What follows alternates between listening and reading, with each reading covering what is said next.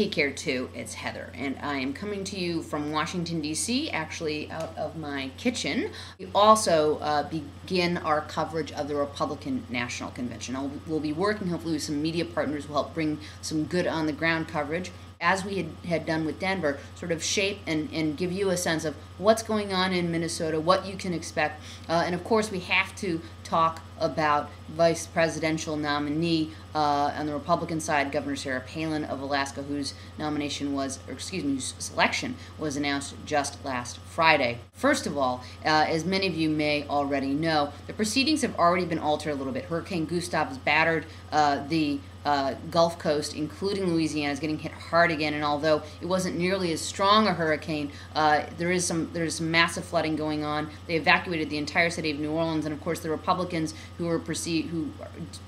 want to be seen as being far more responsive and sensitive this time when they weren't 3 years ago, almost to the day of Hurricane Katrina.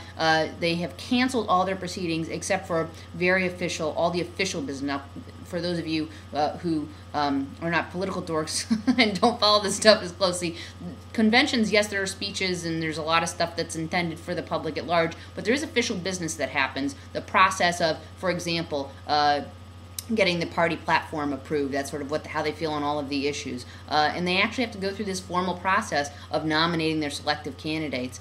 The other thing we will see tonight is First Lady Laura Bush and Cindy McCain, who's the wife, of course, of Senator John McCain. They will be speaking. They were initially scheduled to speak.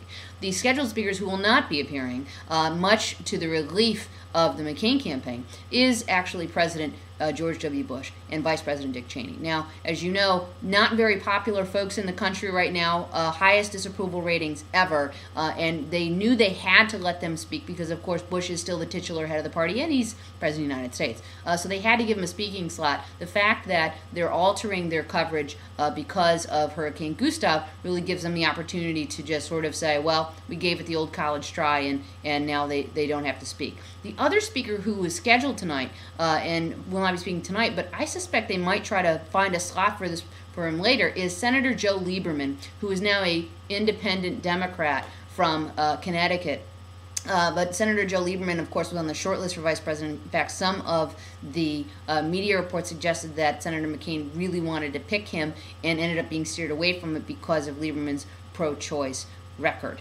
I wouldn't be surprised if you see him sort of speak later on in the week. Now, in terms of the Republicans as a whole, it's interesting because you actually have sitting Republican senators who have announced they are not attending or who have been wavering, including among them Senator Mitch McConnell, who's actually the minority leader in the U.S. Senate. So he's the top Republican in the U.S. Senate, and he's expressed ambivalence about attending this convention. And the reason for that, of course, is that the Republican Party brand is so heavily damaged right now in the wake of a very unpopular president with an unpopular war and, of course, an economy that people have a lot of concerns about. So it's going to be interesting to see how the Republicans sort of shape their convention coverage.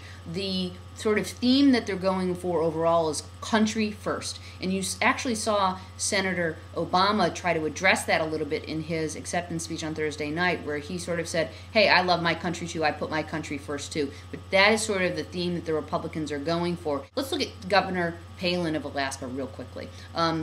So Governor Palin is a first-term governor from Alaska. She was elected in 2006, so she hasn't been in office even 2 years yet as governor. Prior to that, she was mayor of a small town called Wasilla. I hope I pronounced that right for our Alaska folks. Wasilla, which is, depending on your media reports, anywhere between 7,500 and 9,000 people. Very small community, Wasilla there. So she's been put on the ticket really for two reasons, depending on whom you talk to. The first one is that she's an outsider. She's not from Washington. She's never served in Washington, D.C.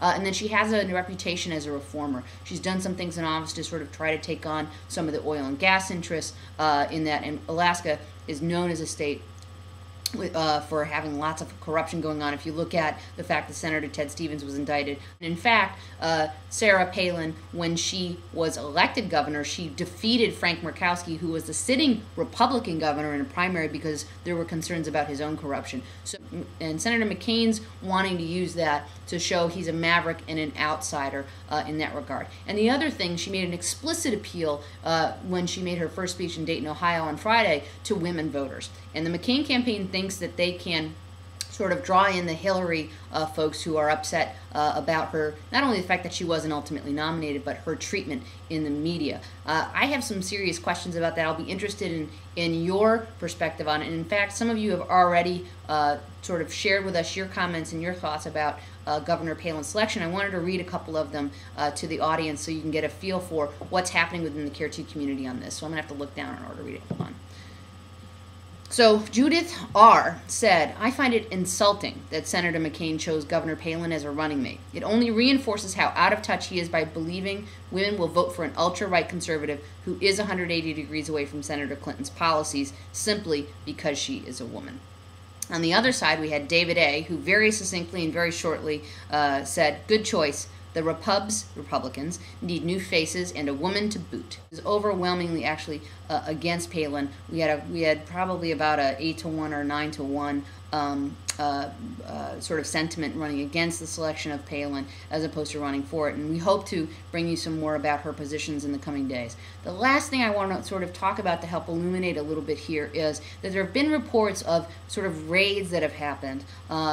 Protesters who were also in Denver. We talked a little bit about some of the protests that were going on there. There ended up being about 100 arrests. And actually one of the best reports I saw on it was from Amy Goodman, Democracy Now!, actually been sort of preemptive arrests. Apparently the authorities found sort of the gathering place for some of the protesters and sort of preemptively raided them ahead of time. Our friends over at The Uptake have some video footage of that. We're going to try to bring some of that to you. I know a lot of you have expressed interest in some of the activities going on outside and sort of connected to the conventions but not officially a part of them. So we're going to try to bring that to you. And of course we still have tons of stuff that we're continuing to upload from our time in Denver. As we mentioned yesterday, Van Jones, the president of Green for All, we were able to speak with him. We finally have the footage up on that. We were able to upload today our interview with folks from Healthcare for America Now and Campaign for America's Future about universal health care and sort of the battle and fight for that, how it's going to play out in this election.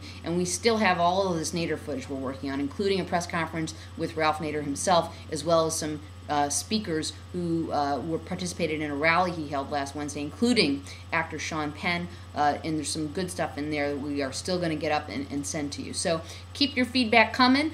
We will be coming to you every day and reporting in terms of video blogging and telling you what's going on. And we hope you have a great Labor Day, and we'll talk to you on Tuesday.